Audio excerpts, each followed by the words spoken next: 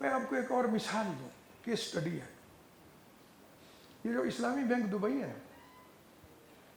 اس کے مالک اور اس کے مؤسس جنہوں نے اس کو قائم کیا، ان کا نام ہے حاجی سعید لوطا. ایک ہم نے یہاں انٹرنیشنل کانفرنس کروائی تھی، علماء کو بہت ساری باہر سے بلایا تھا، شیخ سبیر بھی تشریف لائے تھے، مصر سے شیخ صواف وغیرہ بھی آئے تھے. تو یہ بالکل پہلی دفعہ جب وزیر اعظم بنے تھے نواز شریف صاحب، تو اس زمانے میں ہم نے یہ کانفرنس کی. تو اس میں حاجی سعید صاحب کو بھی بلایا گیا تھا. ہمارے کچھ دوستوں نے کہا کہ وہ بھی بڑے دیندار آدمی.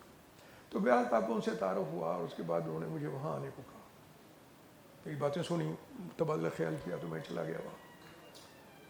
میں وہاں جا کے، وہ ایک اور ایشو ہے، کس ایشو پہ گیا تھا اور وہاں مجھے ایک بڑی عجیب بات لگی کہ انہوں نے اپنے خاص اس میں ایک تو لڑکیوں کا میڈیکل اسکول، میڈیکل کالج بنایا ہوا تھا، اور ایک انہوں نے تعلیمی ادارہ بنایا ہوا تھا جس میں دونوں طرح کی تعلیم، جدید اور قدیم علوم کی اکٹھی تھی.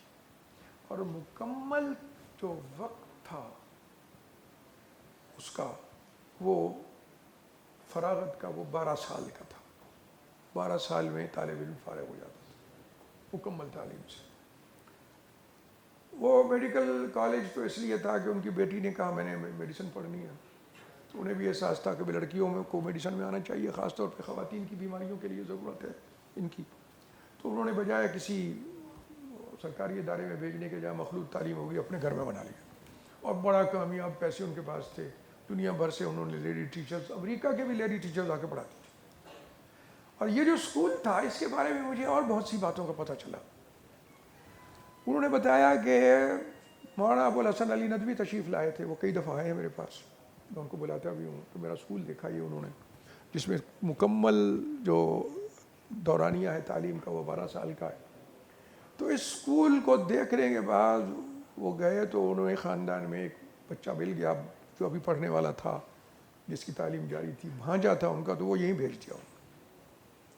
اور حاجی سعید صاحب نے مجھ سے کہا کہ میں نے اسلامی بینک دبئی میں جب اس کو شروع کیا تھا، یہ پہلا چارٹرڈ اسلامی بینک ہے.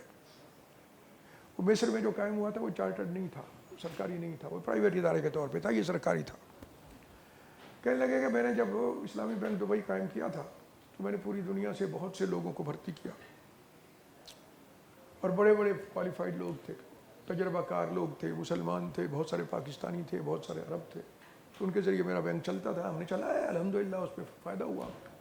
کہنے لگے جب سے میرے اسکول کے 12 سال کے دورانیہ تعلیم کے بچے آنے شروع ہوئے، اور میرے، یہ سننے والی بات ہے کہ میرے بینک میں ان کو میں نے جابز دینی شروع کی ہیں، ان بچوں کو، تو میرے بینک کا منافع کئی گنا زیادہ بڑھ گیا ہے. یہ 12 سال کا تعلیم کا دورانیہ اتنا مؤثر ہے بینک کے لیے، دینی صرف علوم کی بات نہیں ہو رہی، بینک کے لیے اتنا مؤثر ہے. پہلی بات تو انہوں نے یہ بتائی کہ 12 سال میں ہم نے کمپیکٹ کیا ہے نا، تو ان بچوں کو ہم خوب حوصلہ افزائی بھی کرتے اور موٹیویٹ بھی کرتے ہیں ان کو، تو انہیں محنت کی عادت ابھی سے پڑ جاتی ہے. ٹائم کو مینیج کرنے کا طریقہ بھی ابھی سے ابتدائی سے آ جاتا ہے. اور جس کو ابتدائی سے اپنا اوقات کی تنظیم آ جائے، کیسے مینیج کرنا ہے اسے، کیسے تھوڑے ٹائم سے زیادہ سے زیادہ فائدہ اٹھانا ہے، ساری زندگی فائدے میں آگے آگے جاتا ہے. جس چیز کو آپ مشکل سمجھ رہے ہیں نا، کہ دونوں یار الگ الگ ہیں اور دونوں کے لیے وقت اور محنت چاہیے، یہی سب سے بڑی نعمت ہے، اس لیے کہ ابھی سے آپ کو عادت ہو جائے گی. ایک ڈاکٹر صاحب،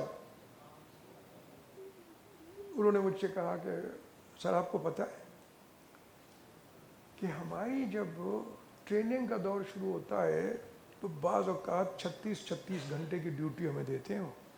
میں نے کہا یار یہ بڑا ظلم کرتے ہیں تم پہ، 36 گھنٹے تم اگر ڈیوٹی پہ رہو گے تو مریضوں کے ساتھ پتہ نہیں تم کیا سلوک کرو گے. کہنے لگے جی نہیں، وہ ان کی نگرانی ہوتی ہے.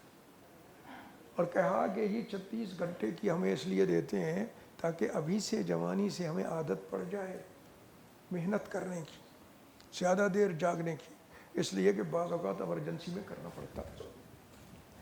تو میں آپ کو بتاؤں، آپ کا رول اگر بڑا ہے تو ابتدائی سے آپ کو محنت بھی زیادہ کرنے کی عادت ہونی چاہیے. یہی تو کل کو آپ کے لیے بہت بڑا اثاثہ ہوگا.